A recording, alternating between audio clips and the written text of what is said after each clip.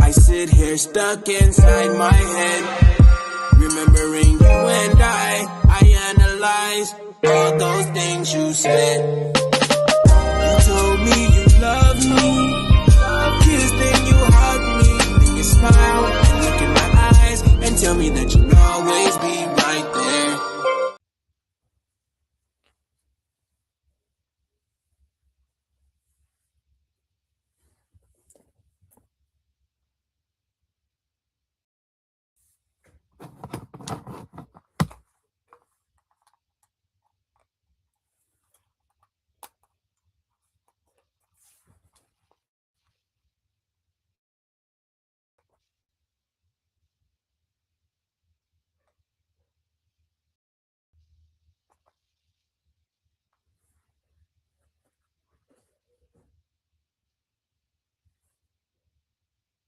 Can't hear you.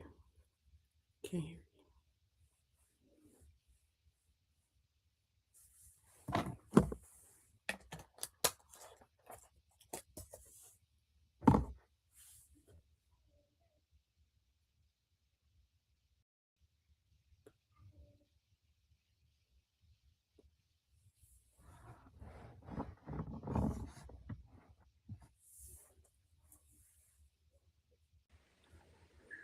Yes. Can you hear me now? Yes, ma'am. There we go. I'm about to say, what's going on? You couldn't hear the intro or nothing? I heard the intro, but then as soon as you came on, it went off. Okay, well, let me try that again. Good evening, and thank you for tapping in tonight right here on PGC After Dark with the Crazy Rich Aunties. And tonight, we are discussing fantasy self versus your nervous system. And it's going to be a juicy conversation per usual. And we are talking unfiltered conversations about intimacy, sex, and everything in between. And we thank you for tapping in with us tonight. I am your girl, Leo Rochelle. And we got Auntie Gina Marie in this thing with us as well. Hey, honey bunny. Hey, how you doing? How you doing, boo? I'm good. How about you? I'm good. Hey, queen. Hey, There queen. go my queen. My queen, my queen. What's up, baby? I gotta tell y'all why they call me Leora. But tonight we are having an amazing conversation about the difference or the way that our fantasy self shows up differently when our nervous system is having us to compete. Our nervous system will make us navigate ways that our fantasy self would like to, but it won't. And that might sound crazy, but we're going to get into it so y'all can fully understand what I'm saying. Thank you, honey. Thank you. Thank you. There we go. So let's get into this conversation. So the difference. Hold on, let me pull up my notes so I can get ready. And while I'm getting ready, Gina Marie, how you been doing today, baby? How you feeling? I'm feeling better. I'm feeling better. Good. Yes. Feeling better, good. I'm glad. You be over here having me worried, honey. Girl, I'm covered by the blood, and that's all. I know that's right. I know you be fine, but still. Take the concern. Yes, ma'am. So we're gonna talk about the fantasy self. So the topic for tonight is the fantasy self versus our nervous system. And so if we know, like we know, that our nervous system controls a lot of how we navigate, how we move, how we show up, and a lot of what we do on a day-to-day, whether it's when it comes to people, when it comes to how we show up at work and all kind of things. A lot of ways that we show up is based on our nervous system. And so the other side of that is a lot of us have fantasy selves. A lot of us have these fantasy personalities, fantasy selves, and all of that kind of good stuff too. And it's absolutely nothing wrong with having a fantasy self, but we're going to deep dive into what that fantasy self looks like and how you can actually have that fantasy self really show up. Because sometimes that fantasy self be trying to show up at the wrong place at the wrong time, or it won't show up when we need it to. We try to get in our little fantasy tonight. And we don't, and it's she don't want to show up. She do not be wanting to show up. So we gonna tap into this thing so we can really have the conversation we're looking to have tonight. And I'm trying to make sure this thing don't. There we go. Because for whatever reason, don't nobody ever want to call until I'm doing something. So let me make sure that's squared away. But we're going to talk about fantasy first. So fantasy often feels safer than reality. Okay? That's the truth of it all. Fantasy exists in a controlled environment. So in our fantasy mind and in our fantasy world, rejection is limited, vulnerability is imagined, outcomes are controlled, and emotional consequences feel very distant. Okay. Mm-hmm. So just think about when you role playing or when you are in your most comfortable self, when you are navigating the space with somebody that you actually love and like, and you're navigating that space sexually and intimately. So when you're in that space, your brain often feels safer to explore. Excuse me. So when we're in our fantasy self, we can explore our taboo desires, emotional intensity. We can even play around with the power dynamics and all of that. Be super vulnerable. We can give the best attention, and in that fantasy self, we may be able and willing to surrender in ways that we would not any other time. You dig? True. So when it comes to your fantasy self, Miss Gina Marie, what do you feel like you're able to do more of as your fantasy self that you aren't able to do? You dropped that head so fast. What do you feel like you're able to do as your fantasy self that you can't do as your actual self, like your realist self?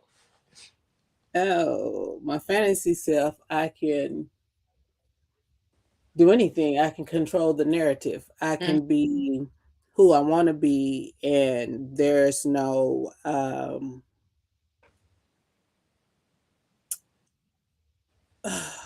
limitations on that. There's no caution. I can throw caution to the wind and just be her. Come on. So in my fantasy world, my fantasy name is G Marie. Come on, G Marie. G Marie, she's a beast. That's all I can say. She's a beast. So, come on, beast. I ain't mad at her. G Marie she's controlling. She controls everything. So whoever she comes in contact, whether it be male or female, everything is geared toward what she wants. It's geared toward how she wants to move, how she wants the narrative to be, and everything is just like about pleasure, just pleasure, pleasure, pleasure. And that's how I would rather it be. But in real life, you can't always have pleasure. You got to have everything that's in between. But in my own little bubble, in your own little world. G Marie is all about we're gonna have this pleasure and we're gonna thrive off of it. And I control everything. So everybody's gonna do what I say. So basically, if you really want to think about it, I'm basically the mistress, the Okay, I was about to say in your Dom era. I'm my dumb era. Okay, I ain't even okay, neat. I had to Okay. switch that knee because that knee was about to kill me. But no, Listen.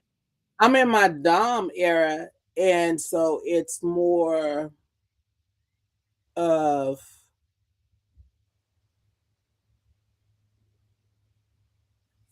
I'm just being who wants to in real life. You can't be this person. You can't, it's like in real life you're stuck in this bubble and you have to do this, do that because you can't throw caution to the wind because there's consequences with you throwing caution to the wind. Mm-hmm.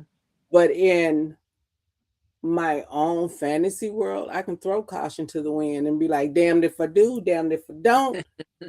And nothing's going to even happen because this is my world, this is my reality, and everything happens the way I want it. Everything is placed the way I want it to be. Right. So, you know. So, what about you in your fantasy world? So for me, it can either go one of two ways where I am fully uninhibited, like you said, like fully uninhibited, throwing caution to the wind. But me throwing that caution to the wind comes with safety.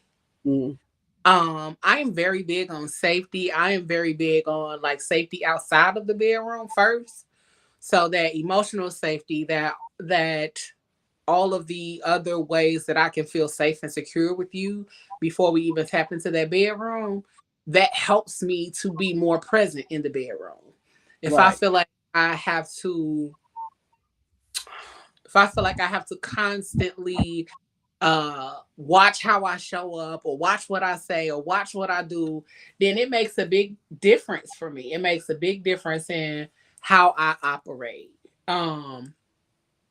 So out the safety part is first, but once I am safe and once I do feel that safety, then there is no limit to what can actually take place. There's no limit to what we could do or how we could show up or what we could, participate in. And like I said, I don't know if I said that recently, I learned that I'm a primal switch. So Right. learning that about myself, I'm like, oh, okay, that makes a whole lot more sense what um than what I initially thought, because what I initially thought was that I was just full blown sub, and I'm not.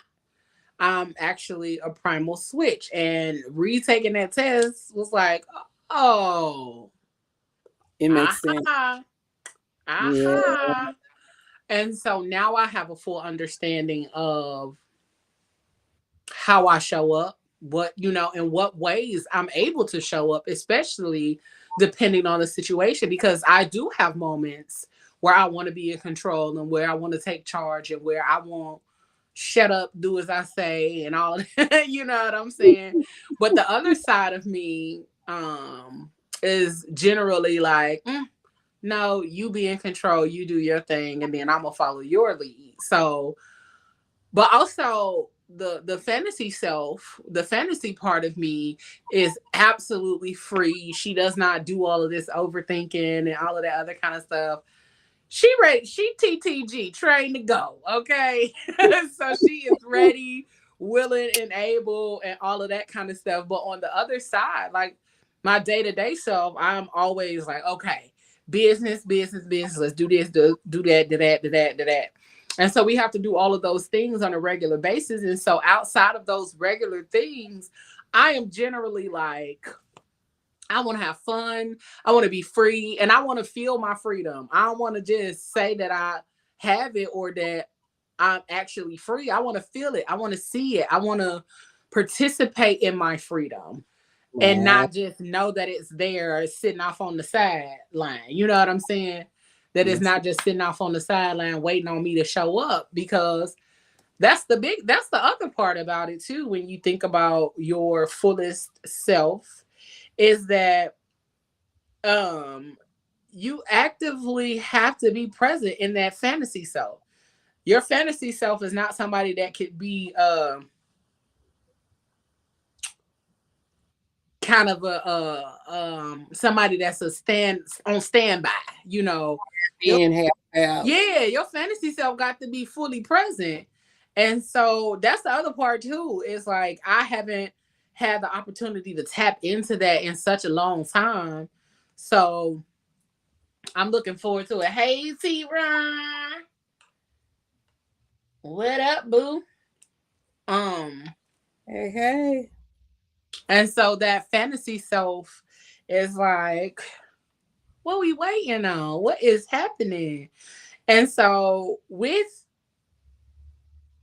reality, reality is very unpredictable, emotional exposure. We have that fear of judgment when it's in our reality self. When we're in our realist self, some of us do have that fear of judgment, the body insecurities, the attachment triggers, and performance anxiety. Because what if I don't do it right? What if I don't do it right? What if I don't show up right? But what if he look at my butt and don't like it? All of those kind of things happen when you are in your reality. You know what I'm saying? Because that's what reality is. Like we are human, so we do have those moments where we're going to look at some of the things that are happening. Like, no. So it matters. It matters.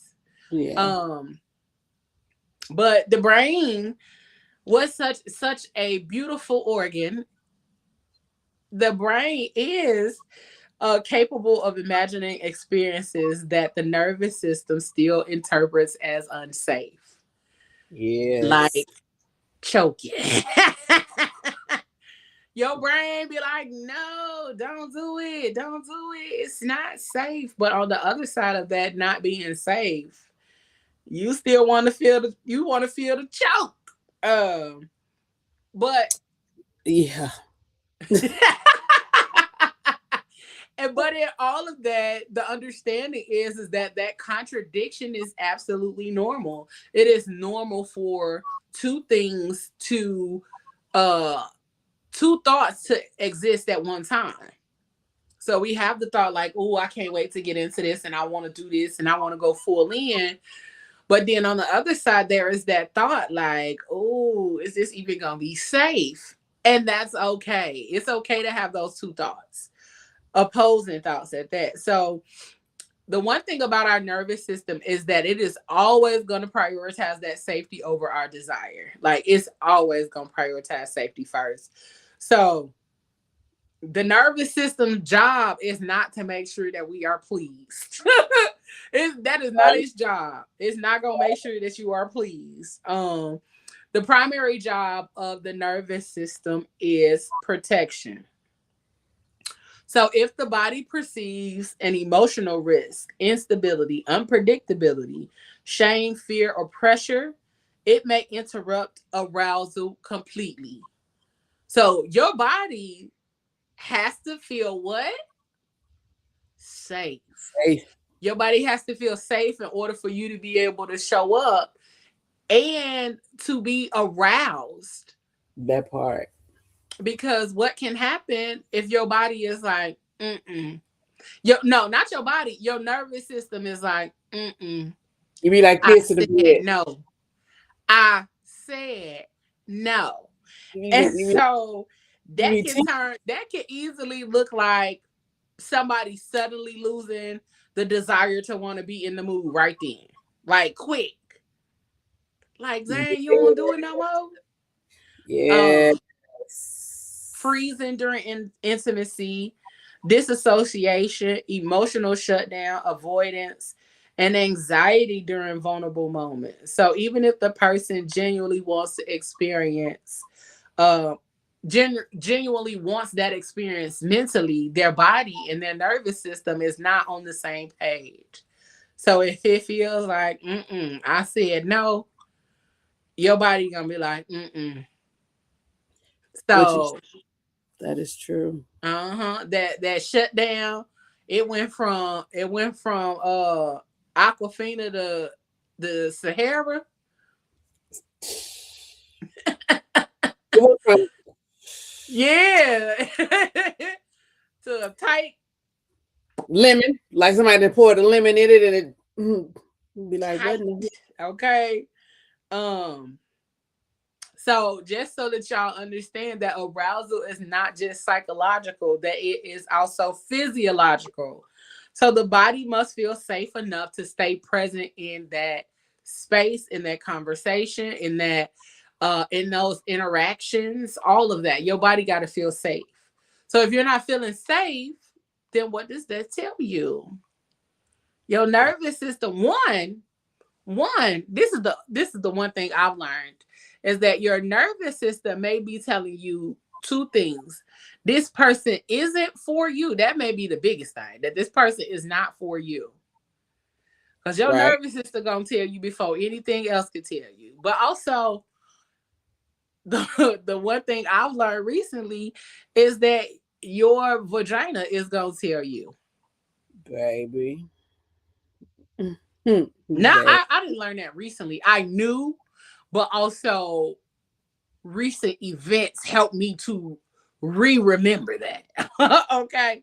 Yes. So your body got to be present and it got to feel safe in order to fully be present in that thing, that moment, in that time, all of that. So it makes a big difference. Big time. So, um, emotional intensity and erotic intensity often overlap one another. We like that. We like that emotional and erotic intensity. That's gonna be some good stuff. I don't know about for y'all, but in my mind, that just sounds wonderful. Um, so the other thing is like what we don't recognize when we talk about fantasy and all of that is that we think that the fantasies are just like sexual or that it has a Right. lot to do with our body, but it's not. Fantasy is often a combination of emotional and sexual because we have to think about it. We be trying to act like we always say like getting entwined or in these flings or sexually being active with somebody is not going to make you be in your emotions or in your feelings.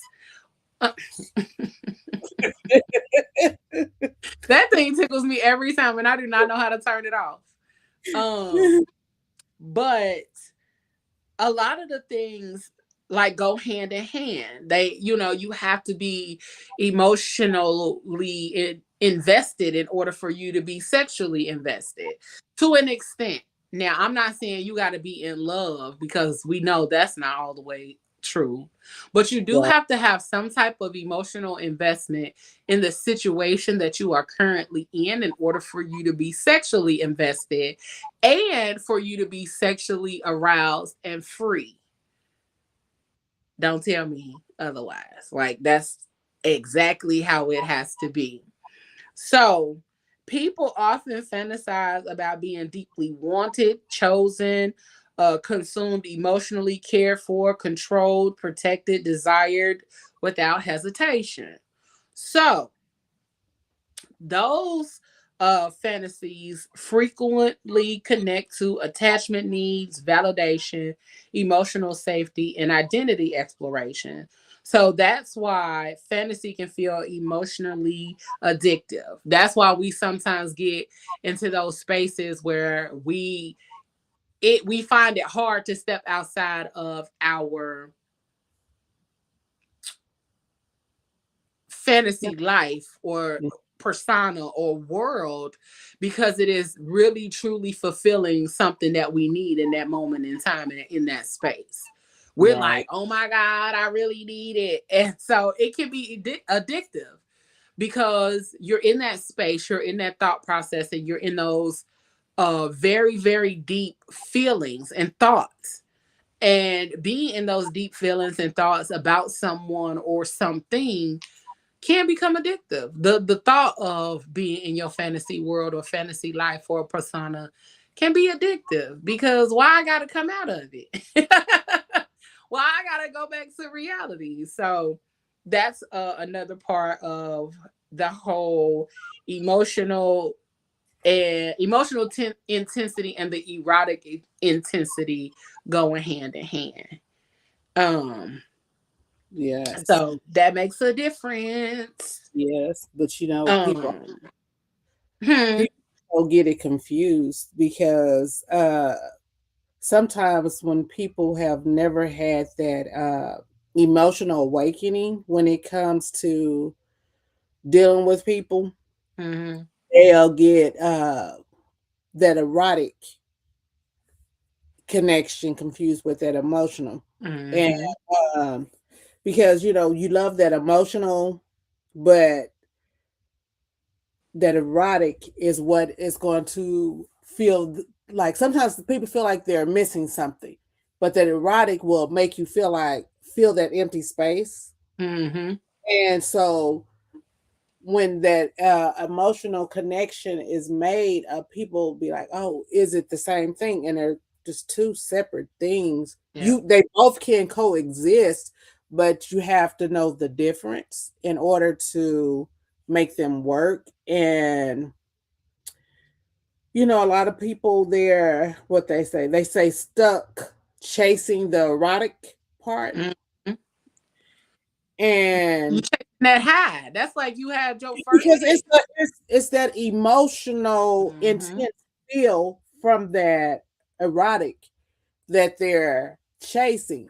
Uh-huh. That sometimes that's all they know. So when they get that emotional connection, and a lot of people are scared, they're scared of it, and so they'll be like, "Well, I don't want that, but I do want this. I love this intense feel I get." But Yep. when you intertwine both of them together, that is a powerhouse in itself. Smoking. It's smoking because Smoking. you know what you're talking about. I mean, not talking about. I'm looking at Moses' comment. um, um, then you're going to know what's going on with your body, with your mind, Yep. and so then you can work it. You know what I'm saying? You can really work it because you got that emotional and that erotica. Come on, baby. Come on, baby. Shut that It's door. different. It's It's, very it's different. and some people never get to experience those together. Which Hmm. I feel sorry for you because, baby, that is something you need to feel. Uh-huh. And the combination of the two is very different than having Yeah. one or the other. But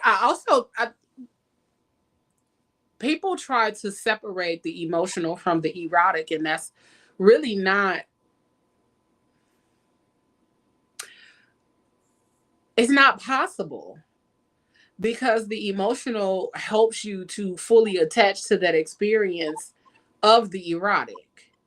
So you get to fully experience all of it, fully be in the flow, fully understand what's happening, and you're fully able to let go in that space, you know. So it does it does take both. Yes. You can't separate one from the other. No. Um Moses. Be good tonight. and so one of the things is that some people want to surrender, some people want to let go, all of those kind of things, but they fear being vulnerable. Some That's what people are very fearful. Um, some people are very fearful of being vulnerable, and that vulnerability, mm, you can't surrender without being vulnerable. You can't do one without the other. You you want to got be me. vulnerable, so you have to surrender. You have to let go. And that's part of one of the biggest things psychologically. Um, for that to take place. So somebody may want to be a submissive. Somebody might want to surrender and let go and fully being emotionally exposed. Somebody might want to be fully emotionally exposed. But the part of that is that we panic when it's time to fully be, fully surrender, fully submit, or fully be in that element, because our bodies tense up, our bodies panic, our bodies like, what? We not doing that. Mm-hmm. We not doing that. Who? That's what our body be saying. Like Who? this. You be like, Uh-huh. I can't. That might be like, who finna do that? No, thank you. But And sometimes so when our body gets in that no thank you space, you just have to just do this. Be like, okay, just take me. uh-huh. Just take me. But even if they're doing that, they're fully like laid back, fully trying to be in it, their body is still tense. Like they're in the moment, but they're like, their body is still clenching instead of fully relaxing and letting go.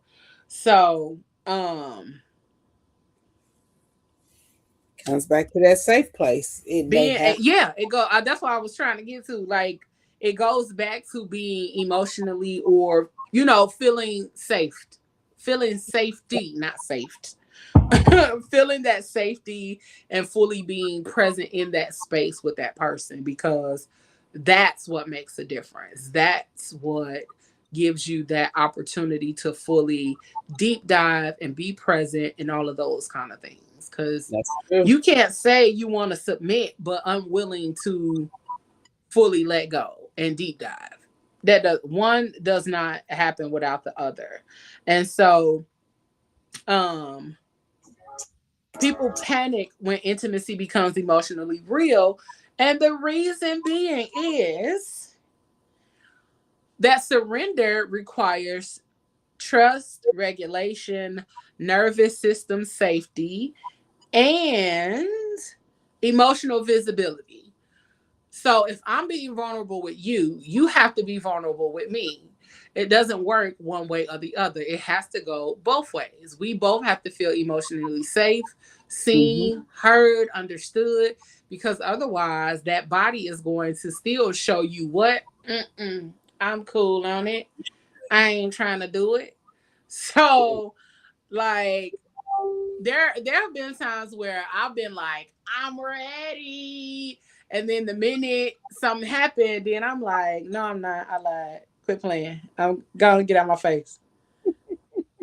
Get out my face, nigga. Like, because the vulnerability of fully saying, I'm ready, and doing all of that, and you step into the space where you're like, oh, let's do this, and you're excited. But that other person's energy could easily deter you from being prepared for that thing. Yes. Because you're ready, but especially me being an energy person, I walk into that space and your energy is ass. You can suck a black, you can suck the back of my tail, bro. I'm cool. I am cool. Your energy is ass. I'm cool on it. We not doing nothing. Cause she not even gonna prepare. She not even finna show up. She finna be like,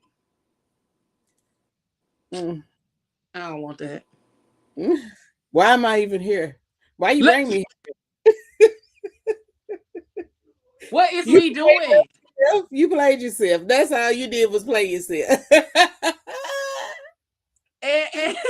And I think if a lot more of us listen to our bodies and paid attention when we're in those spaces, like, we could save ourselves some heartache and pain. Because ain't no way I'm pulling up and I'm in my full glory, and your energy like, oh, okay, what up? What up? The fuck not. You better show up the door with a robe and nothing else on, but anyway. Yeah, that's what I'm saying. You show up fully ready, trench coat, fishnets, all of that, and you up here talking about some. What up? Nothing. I'll And be head like, on back to the crib. Cause Daddy, no. not you. Good night. Because no. What do you mean? What up? Like, Yeah, you scratch your head, you be like, uh look at your watch. Oh, oops. you wasn't My expecting children me, so call. I'm Look, finna look just at go on your and phone. go home. Pick your phone up. Look at your phone. Oh, my children calling. I Listen, gotta I ain't go. even got no kids. That's gonna be my excuse too. My kids calling. I got never mind. I gotta go back to the crib. They gonna be like, yo, kids, yeah, my kids calling. Cause the one thing that you will never make me feel is like an idiot for doing something that felt right. You know what I'm saying? You make me feel stupid. I'm good on you. I promise you I'm not gonna do it again. I promise you I'm not gonna do it again.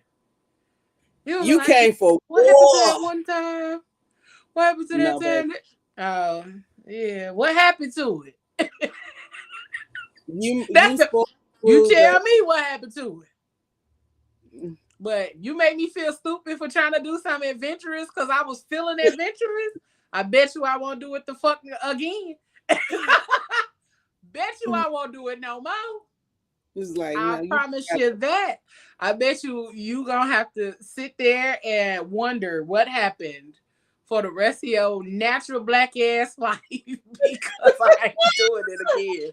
I ain't doing it no more. Like I'm not gonna do it. baby, I tried. Be like, what they say, baby, I tried. Listen, because I did, and you made me feel stupid, so I'm not gonna do it no more.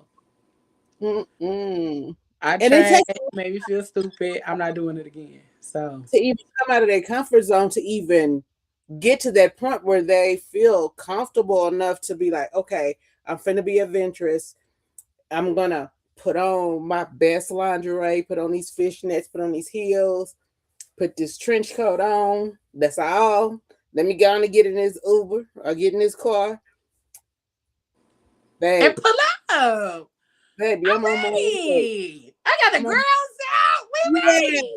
I'm on my way. You get And there you to the up here door. talking about, I get there, you talking about some what up? What up? You be like, and as soon as he open up the door, you be like, what they say? Bang. You be like, and he like, what up? What up? What up? That's how we doing it. Oh, okay. Nigga, don't worry about it. Don't I'm worry finna about go my back to the children house. calling. My children calling about right now. Matter of fact, I'm on my I'm way. finna call somebody else on the way back to the house. Fuck is you talking about, bro? Just gonna Like appreciate what? all of this. I put in all this time, and what? I done got my courage up and everything. Just and you gonna greet me at the door with what's up? Well, damn, you could have said, well, goddamn, baby. I wasn't Something, expecting anything. anything. And even if I'm not like fully exposed to nothing like that, like if I just got on something that looked cute, say I look the fuck cute, whatever. But if you never compliment me, that says a lot. That says a lot about how you feel about me. But also that shows that you ain't paid no motherfucking attention to me as a woman. Because why would you not compliment a woman that looks the fuck good? Especially if she's all every time you see her, she's showing up, presenting herself nice. I mean, she don't have to have the tatas out all the time, but she's presenting herself, and you never acknowledge. Kick rocks. I'm gonna go on here and on over here. Everybody that I've been putting on hold. I'm finna go on over there where it's appreciated at because what is we even doing? Right. Or if I'm just chilling in my element and I look nice, or I'm just the vibe is different than what you're used to, but it's still a good, it's still a juicy, delicious ass vibe. And you like, oh, this is different. But instead of acknowledging what the vibe is and being fully present in it, you like, you turn it into something else. Fuck out of my face, Yeah. Elroy. I'd be like, okay. So you just Fuck out of made my this face, Stanley. Because why would you make me feel that way? Like, that's insane. That's a different type of power dynamic. And I think that those are the moments when somebody is actively trying to humble you or make you feel away. I think that's what that feels like to me. It's like, I don't know, but then you want to hunch on me. Fuck out of my face.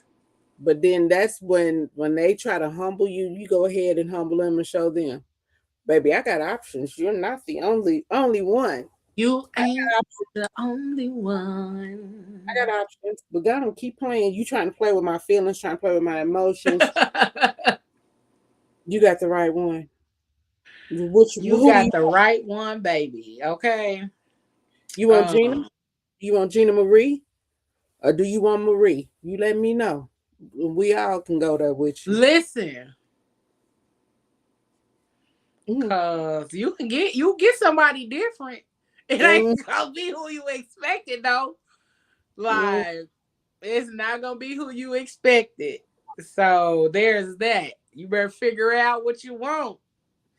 Cause Choose wisely. otherwise, you gonna get a whole different personality than what you thought you was gonna get. But Mm. let's talk about how fantasy is a nervous system escape space. Because it can be. Um, because what we don't realize is that fantasy can function as a stress reliever, emotional regulation, identity exploration, and that's one of the ones I really want to talk about is identity exploration, controlled stimulation, or temporary escape. So, Mm. fantasy is a very healthy thing. Just because you want to do all those things, it doesn't make it unhealthy, okay? Because people will try to make your enjoyment to be something unhealthy, unnecessary, unimportant, or whatever. But your fantasy, your escape, and all of that is very important. Your need for the nervous system escape is very fucking important as well. Cause I've been ready to escape for a while now. Right. I've been ready to escape this nervous system shit for a while. I just haven't had the opportunity to. But I also ain't had nobody to escape into fantasy world with. That's the part. Like, I want to be safe in my escape. And I'm over here solo dolo. So I haven't had the opportunity to escape into my fantasy world like I would like. Do I go there in my mind? Absolutely. Quite often. But I want to go there in my body. I don't want to just go there. You I want don't to want to just feel go there in my it. mind. I want to go there in my body. Because it's a different experience. You can go there in your mind all day long. But to escape fully in your body and then navigate it in such a way that it's like, okay, now I can deal with the rest of life because you have that escape. Your nervous system was able to get regulated. You were able to have those moments that were necessary because that nervous system escape is literally like us tapping into our favorite thing. If it's music, it's that escape into that music, or if it's art, that's what that nervous system escape does. And so I need a moment. I need a moment. Okay. Baby. Um, it's important to ask yourself, am I exploring desire or escaping reality? Can it be both? Is the question. Can it be both? Am I escaping reality to explore my desires or what? What you think? You think it can be both? Think it could. It just depends on the situation and the person. Mm-hmm. But I think it could be both. It really could. They both could coexist together. Yeah, like that's what I'm trying to think. Like, can escaping reality and exploring the desires coexist? I think so. Um, and let's find out. Because I want to know. Because if it's, I know there's a difference between escaping reality and exploring the desire, but if they cannot coexist, then what is the thing?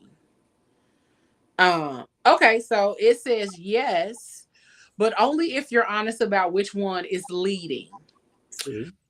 Escaping reality and exploring desire can absolutely coexist, but they come from two different types of energy. Mm. Escaping reality is often about avoidance, numbing the pain, dodging responsibility, not wanting to feel something. Exploring desire is about expansion, curiosity, pleasure, self discovery, embodiment. The tension happens when escape disguises itself as desire. You might tell yourself, I'm just exploring what I want, but really you're running from something uncomfortable. Or you might genuinely be tapping into your desires while also giving yourself a break from the weight of life. So both can coexist in the same space. A night out, a connection, sex, fantasy, creativity, but the intention matters more than the action. Mm. See, we was right. Yes. We was right. So here's how to tell the difference in real time. So after you're done, do you feel fuller or emptier?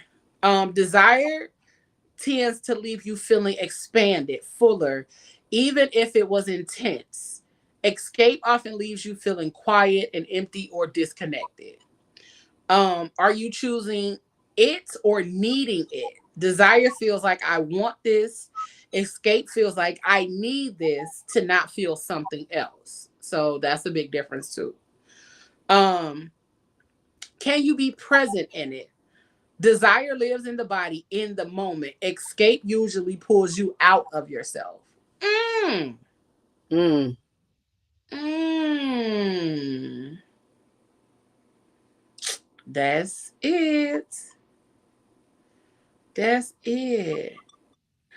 And so the difference would be I know life is heavy right now and I'm choosing pleasure anyway instead of I'm escaping from life. I'm choosing pleasure anyway even though life is hard. So that's the power in how you lead with it or how you show up in that space. That makes a big difference. It And that's does. good.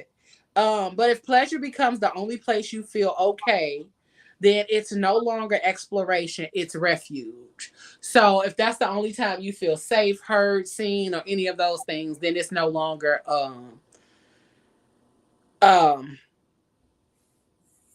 it's no longer the fact that you are exploring your desires. It's now that you are seeking refuge in that space, which then in turn leaves you feeling empty in the end anyway. So we got to think about that. Refuge isn't bad. It just shouldn't be your only home. Um, that's so good. That's good. I like that. And that's how you can differentiate the two. So that way you know how your energy is showing up. If you like, oh, I just needed this. That's different than saying I really wanted this. I really wanted this.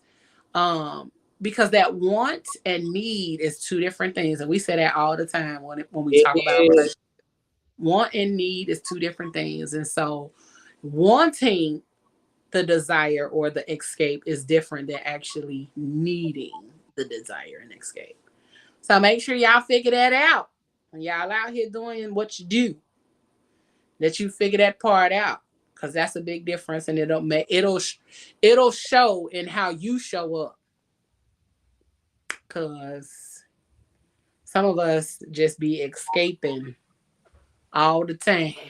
Mm, I ain't I ain't had an escape in a while, so I'm about due. baby, I am I'm too. is about due. Um, so a few statistics when it comes to the nervous system and all of that kind of stuff.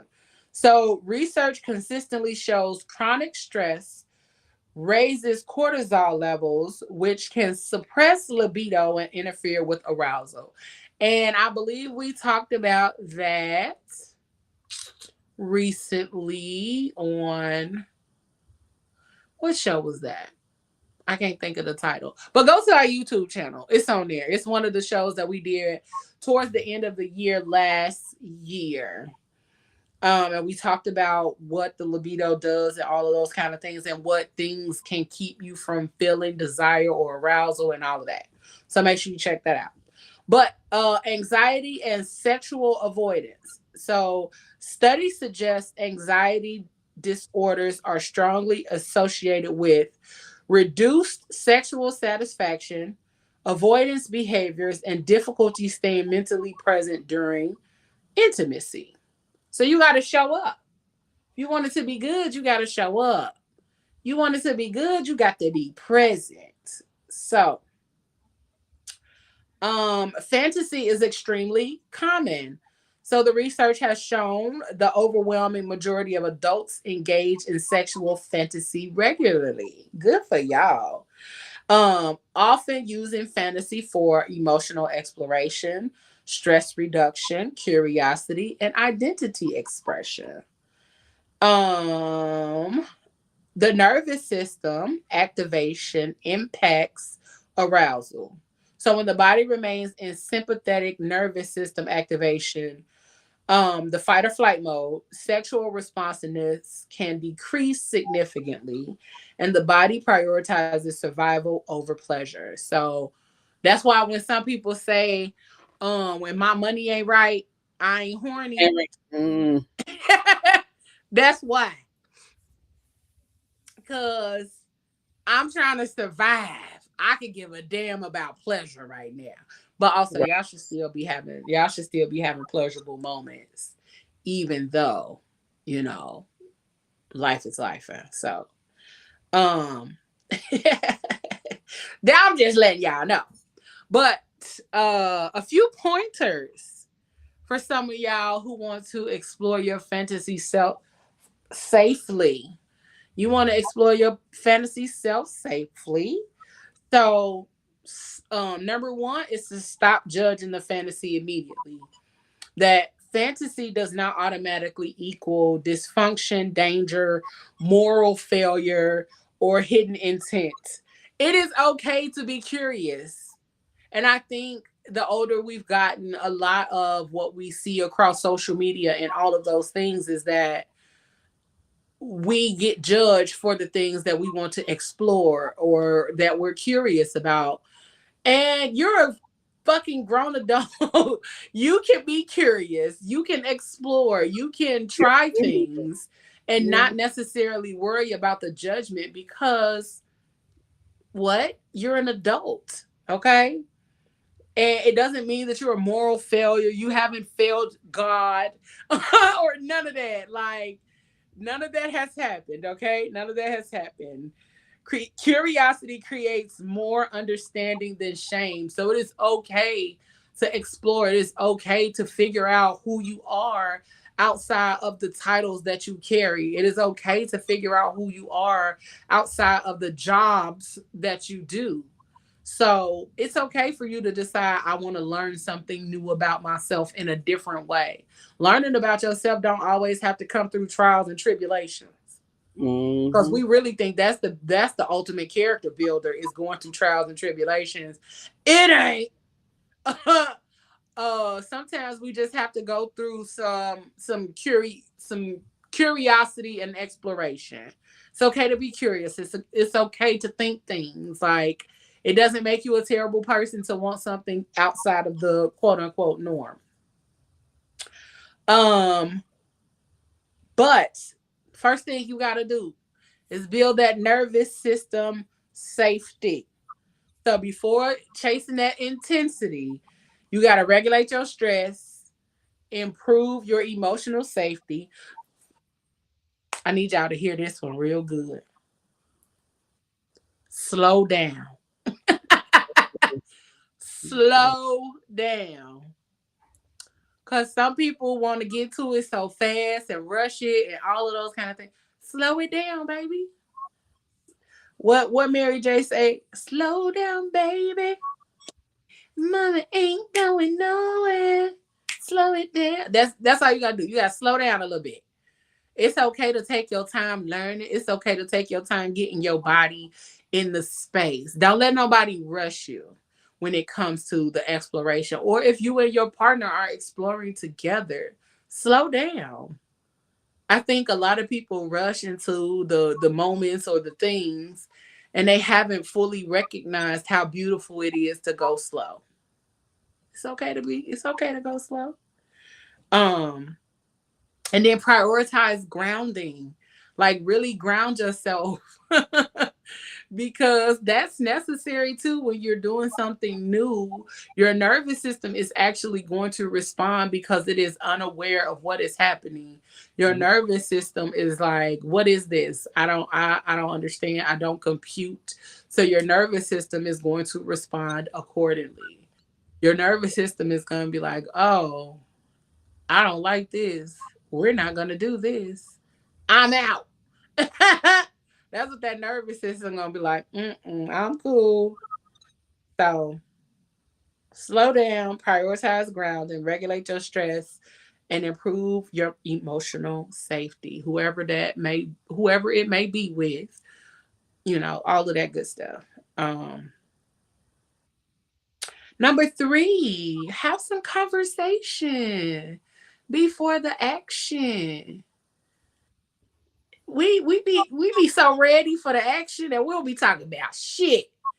We don't have no conversations about nothing. We be ready to get to the nothing.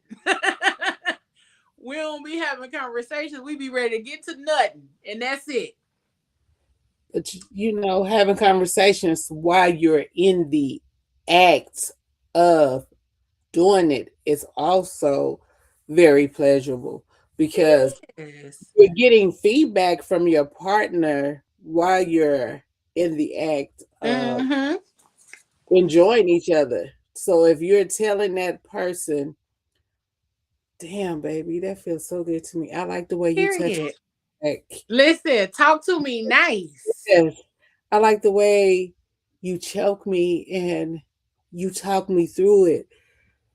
Those are things that people tend to Overlook.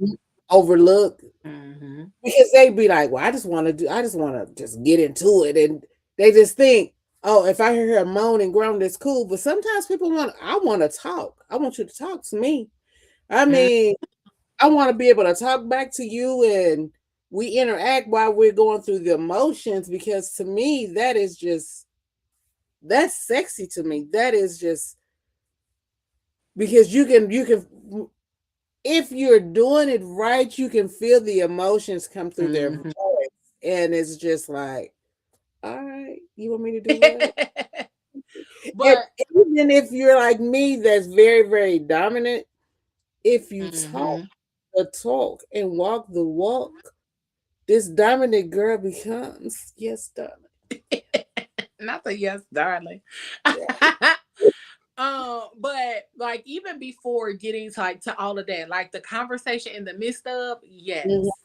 But some of us be so ready to getting to the do that we don't have conversations about much of anything. So you don't even know what to go into. You don't And even what know what you're stepping into or what that person is looking for from you. Like, talk to me about your thoughts and your fantasies and all of that kind of stuff because that gives me a playbook to an extent to know how to navigate because some people treat sex um like it's something you can do for everybody. Like, no, you don't use the same playbook when you don't use the same rhetoric when you working over there when you do over here. So it's not it's an individual sport. It's not a team sport. We playing one-on-one, not with everybody, you know. So you Right. just got to figure out what works for that person, have some conversations, discuss it, talk about it, understand why that's something that they like.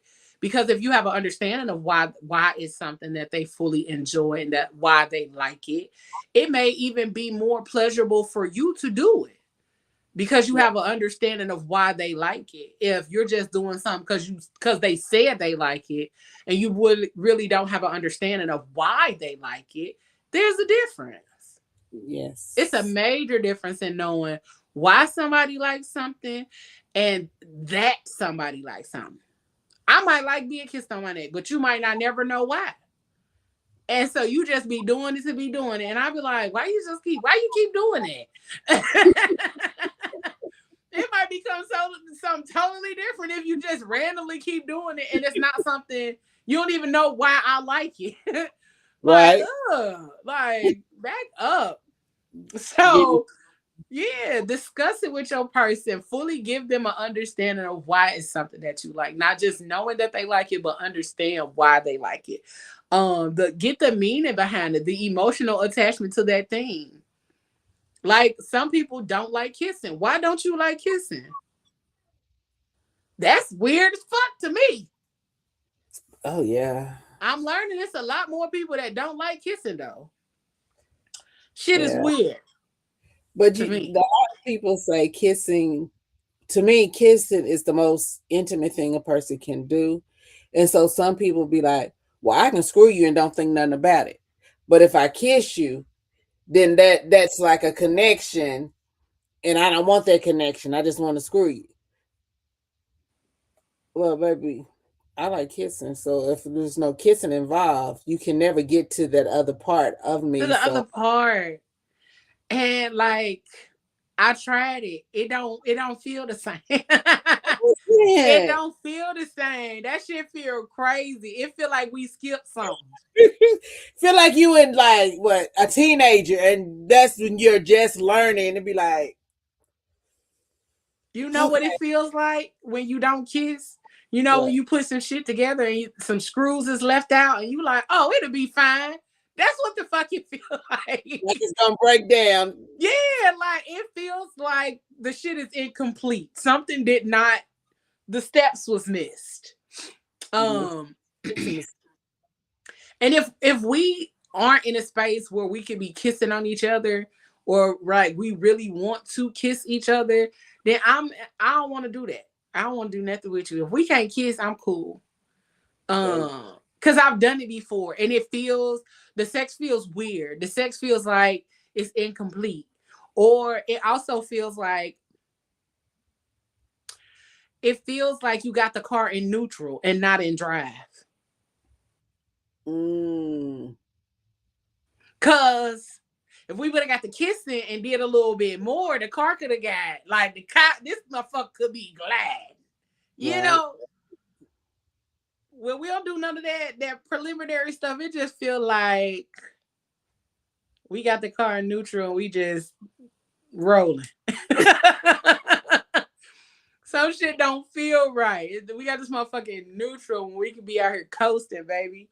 So I think that's the difference for me. I don't. Everybody got their own thing, but for me, that's the difference. So, um, the other thing is to learn the difference between arousal and capacity. So just because something turns you on does not mean you are emotionally prepared for it and your body can sustain it safely. And that's okay. So that's the difference. Just because it's something that make your little ass horny and turn you on and get you in the mood, it don't mean that your body can sustain it or actively be present for that thing. Right. Because sometimes we be pushing our body beyond the limits that it needs to go. Everything ain't for everybody. Just know that everything ain't for everybody, okay? Um Explore gradually instead of drastically. Like, it's okay to take your time, y'all. It's okay. And that just kind of reiterates what I said earlier about slowing down. People often overwhelm themselves trying to jump fully into fantasies. So, safer exploration looks like small steps, emotional check ins, slow pacing, and staying connected to your body. One of the things a lot of us do is ignore our bodies in the moment. Your body feels disconnected. It's okay to say, hey, let's slow down. Or it's okay to say, can we stop or can we pause for a minute? It's okay. I Right. think I think we live in such a porn culture that that people expect their partners to show up like it would in a pornography. Like to show up, to be present, to act, all of the things that that we see in pornographies. I think a lot of people have that expectation. Even when it comes down to the moaning and stuff, like people have that expectation. And sometimes it's not a realistic expectation that's how it's going to be. That's true. Because, baby, Um, don't y'all realize the voices and stuff sometimes be on a loop? They loop it back over and over again to give you that sexual sound. that's why sometimes you don't see their faces. Because Because the sound is not coming from them, especially if it's one that had a little bit of a budget. yeah, Now, if it's just a husband and wife at the house and you happen to scroll past it, that's different than somebody who had a budget to be able to put it together. So that's why you don't see some of their mouths or none of that kind of shit going on. So be mindful that the way that you see things taking place or unfolding on porn and all of that kind of stuff, it is not real life. Just like you can't be out here hunching on nobody the way that you would, where you the used to way see you see it happening on there, it ain't gonna happen with that person. So it. just make sure you stay connected to your body, stay connected to yourself. And if you feel like your person isn't fully present, it's okay to say slow down or let's back up or any of that. Because some people get fully into their own pleasure during the moment instead of it being mutual pleasure. Like some people get selfish, and that's okay. For you to say, no, I don't feel like you're present right now. I don't feel like this connection is what I need it to be. So, Ooh, I have a um, question. When you mhm. just when you said some people get selfish, um, how would you react um in the middle? Because I've been in situations where it's like, so we came together to do this, and it's all about you. It's not anything about my pleasure. So how would you?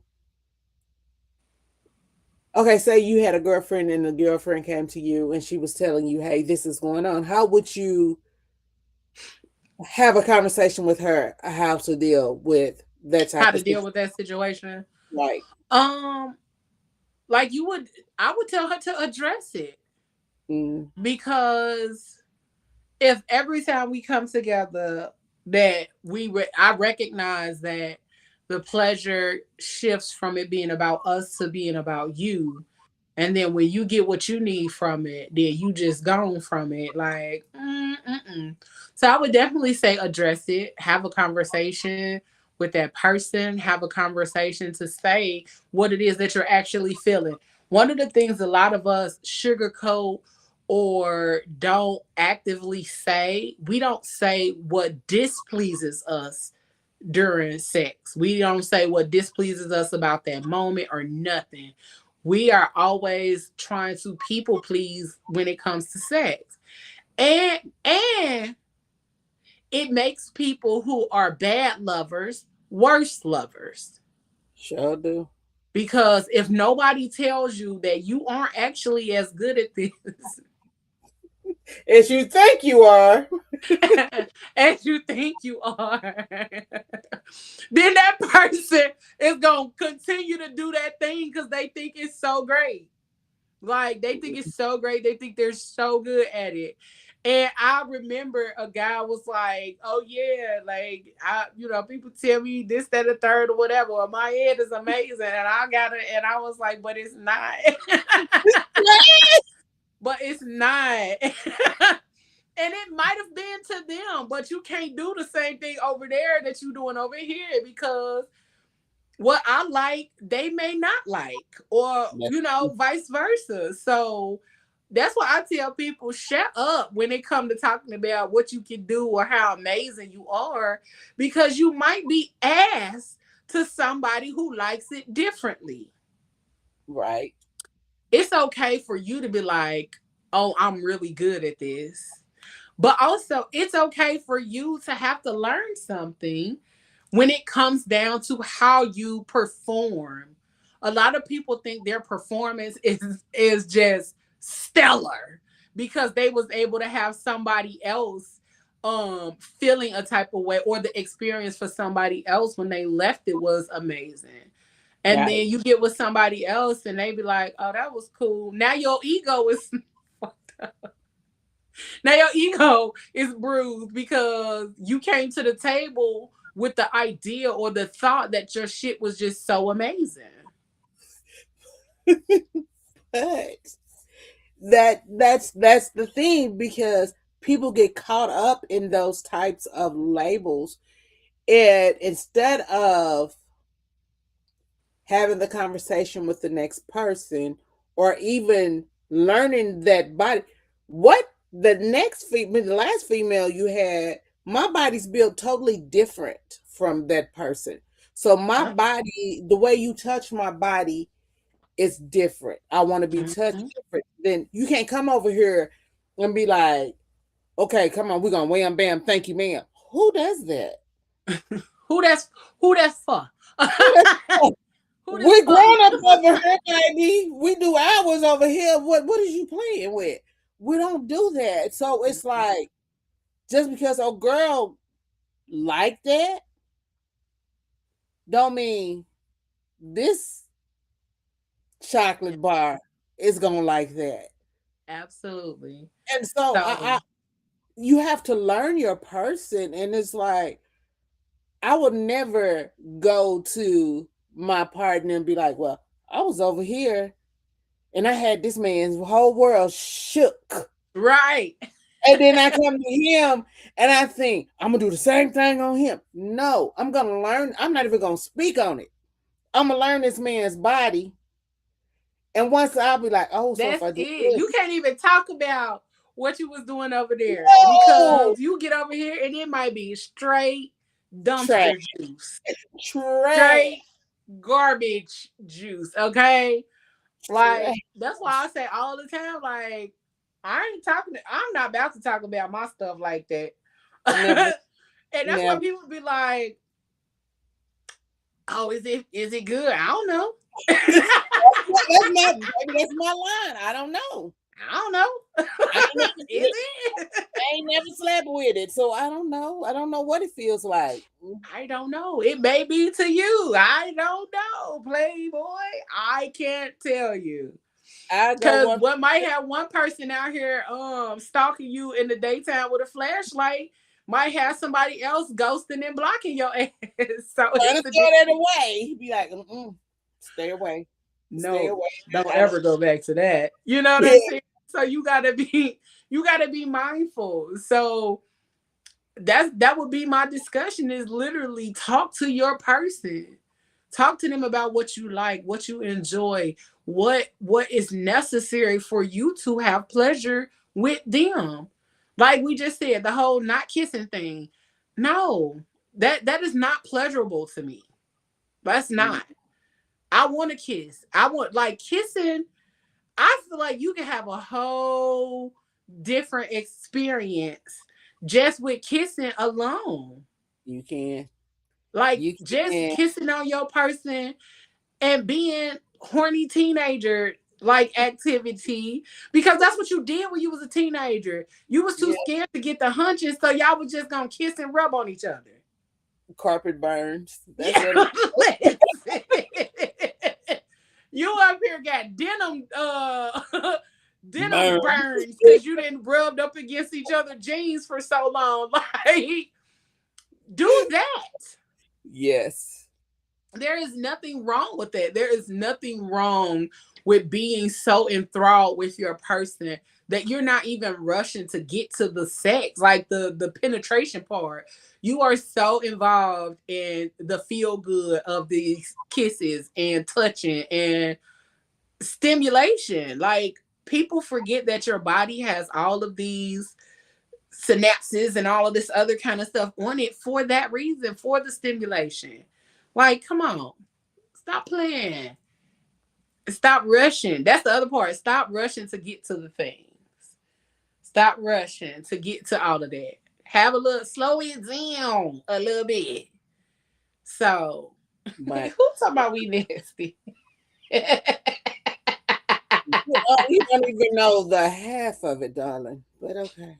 And I meant to show all of these little nasty comments from Moses up here. Girl.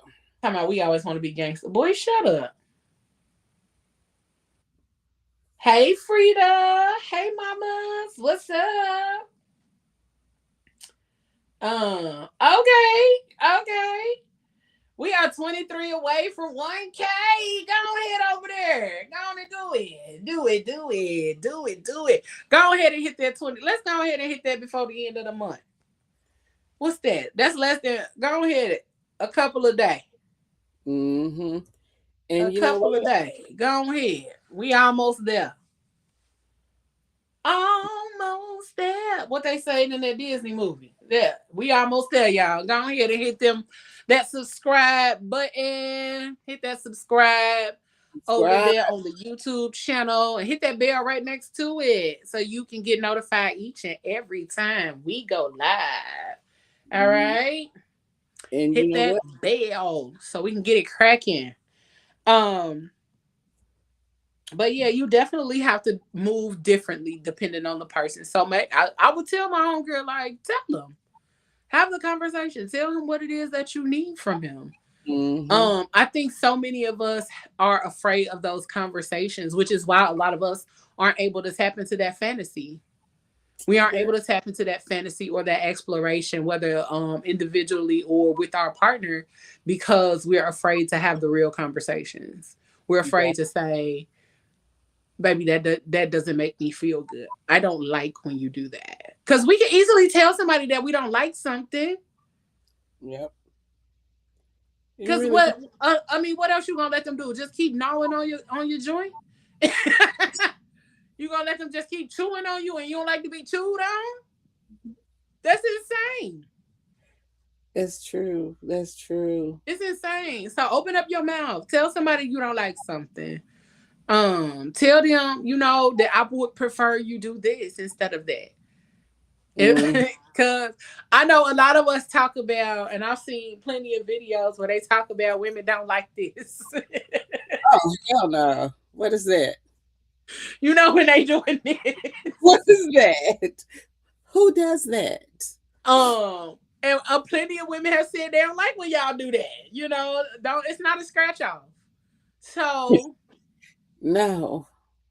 it's okay to tell your person what you don't like so that they not out here doing stuff that now you so busy that you're so uncomfortable that you can't even enjoy the rest of the stuff because now you didn't get irritated because they up there doing this and you don't even like that. You better slap their hand. That don't work for me. That don't work for me. What are you doing? Stop. Step off. I would lose my shit if somebody popped my hand. Like, what? I'll be like, step off. That is not working for me. I know, look, knowing me, because I have no like, stop, peasant. Just stop. Because I that would is lose not my shit if somebody popped my hand. Like, don't do that. What?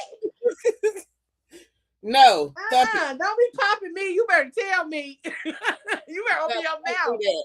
Don't do that. Don't do that. Don't do that. Then we'll be in there wrestling because now you didn't put your hands. But it's like people don't understand. I looked up the human body and the sensory nerves. Uh-huh. It has thousands of sensory nerve endings involved in pleasure, touch, arousal, and intimacy. Not just in. A lot of people think it's just in the genitals. Our little get them right places. That's why they have erogenous zones. Right. So the sexual sensation is actually a full body. Let me say it again, a full body experience connected through the nervous system, brain, skin, hormones, and emotional responses. Mm-hmm. Some of the major pleasure sensitive areas, of course, everybody knows it's going to be your lips.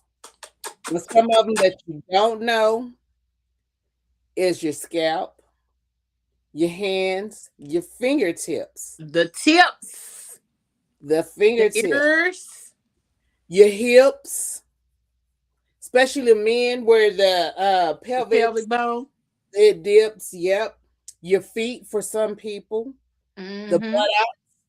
People don't understand that. And then when you look at it, the skin contains millions of sensory receptors that respond to pleasure, temperature, touch, vibration, pain, pleasure, contrast. So people don't understand there's other ways of getting this connection to a person besides penetration. Mm-hmm. You gotta you gotta dive deep in there and learn there's other places besides you going straight to my honeypot, baby. For real. And y'all know what? It's okay to pick up a book. Baby. It's Pick it okay up. to pick up a book. If you don't want to pick up a physical book, it's okay to listen to a book. Yep. Learn some shit. Yep. Because the one thing that I hate is an uneducated motherfucker swearing they know some shit about some shit that they don't know nothing about.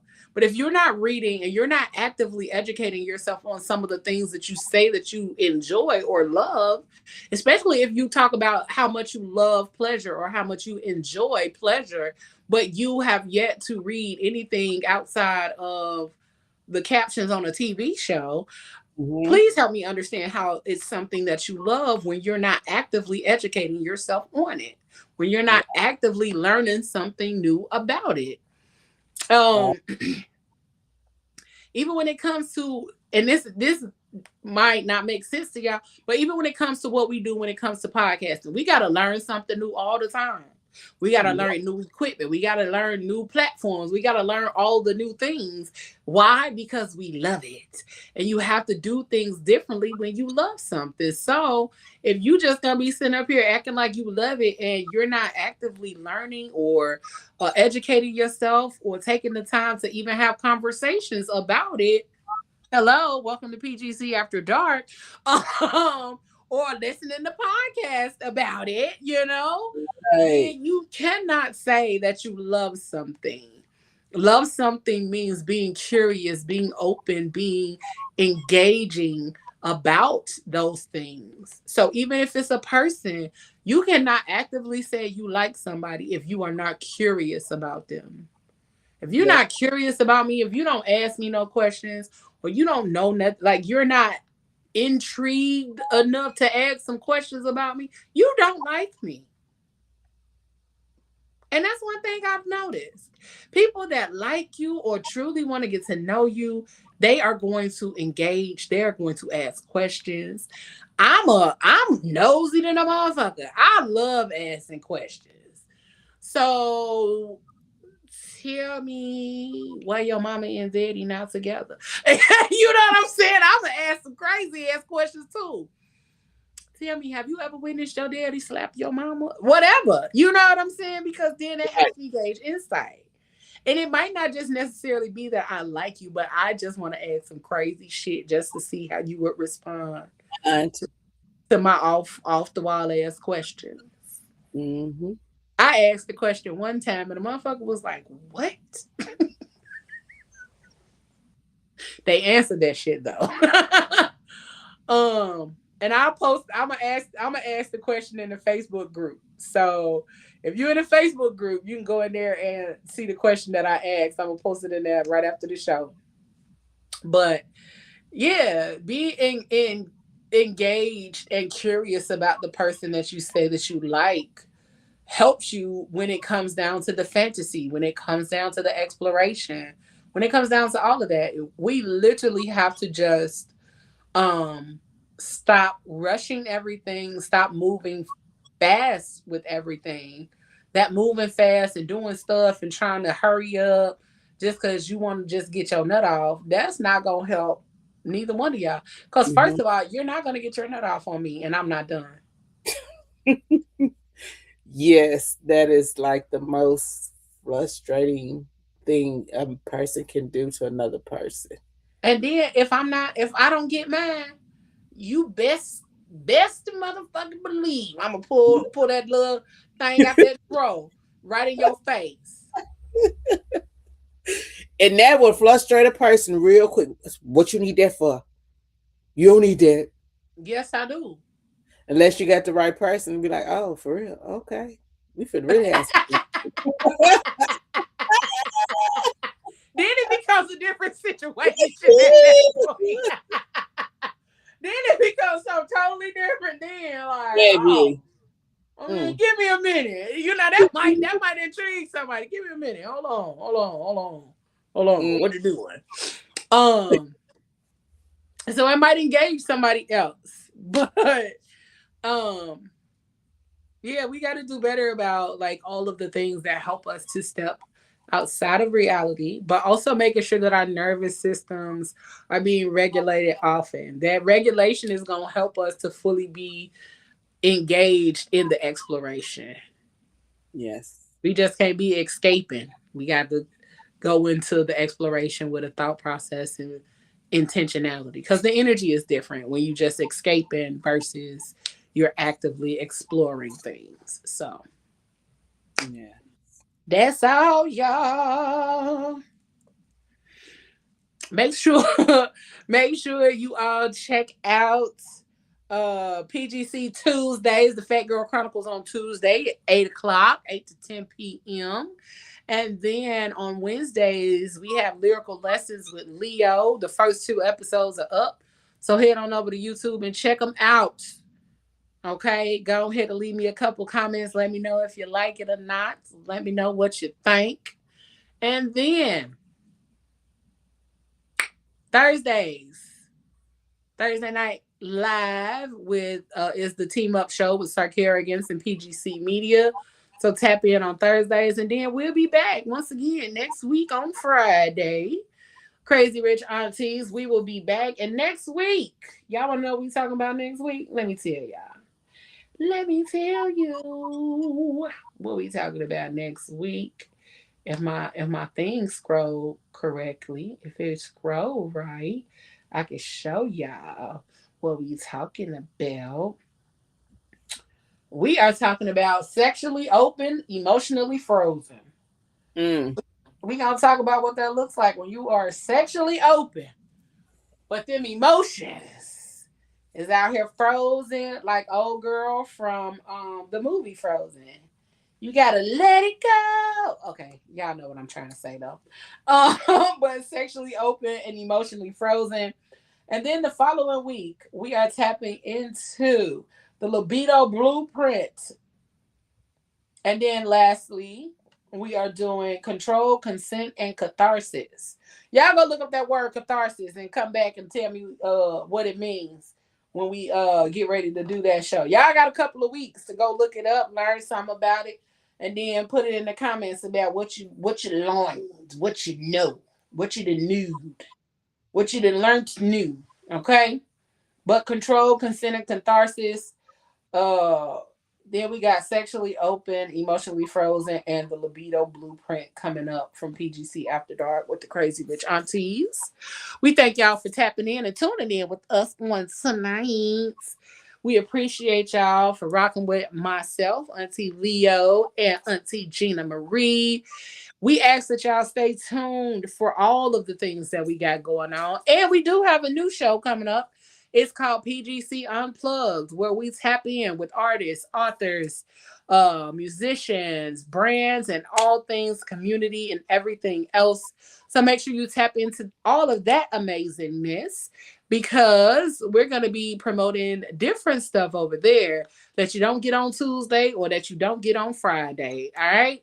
So we expect y'all to be prepared to join us on PGC Plugged In, and that premieres next week on Thursday. All right. We up out of this thing. We love y'all. We appreciate y'all. And whatever y'all do for the evening and the rest of the week, keep it sexy, keep it classy, and keep it rated R.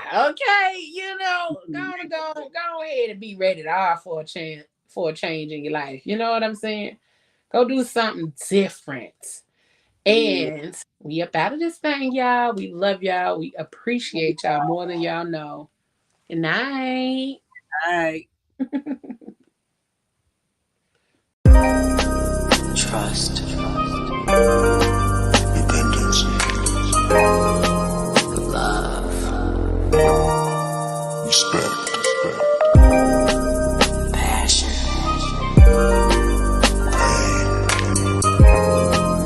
intimacy, pleasure.